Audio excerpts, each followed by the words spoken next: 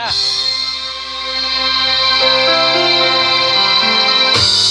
như yêu tương lai anh đã chẳng yêu em, nhưng không tin anh không thể quên được em người ơi. Nước mắt anh đã rơi vì nhớ em, mong em trong những đêm bao, mong nhớ anh luôn hạnh phúc nơi phương trời sao.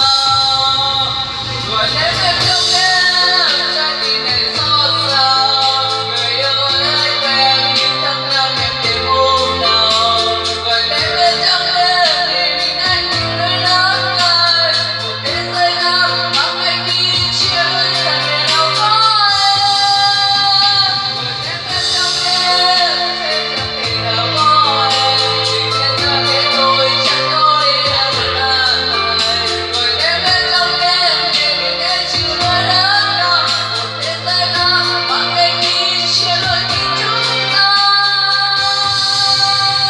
Cách xa phương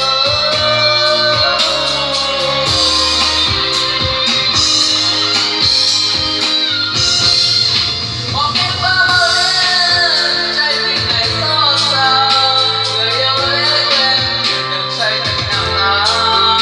Gọi em đến trong đêm vì mình anh chịu nỗi đớn cay, một thế giới khác mang anh đi chia đôi thật nào có em. Gọi em đến trong đêm sẽ chẳng thể có nhau, tình nên ta thế thôi chẳng có lẽ đã được an bài. Gọi em đến trong đêm để mình anh chịu nỗi đớn đau, một thế giới khác mang anh đi chia đôi tình chúng ta. Cách xa hai phương trời. Ngắn ngắn không? Không ngắn dài. Anh đua solo. Anh mới làm solo.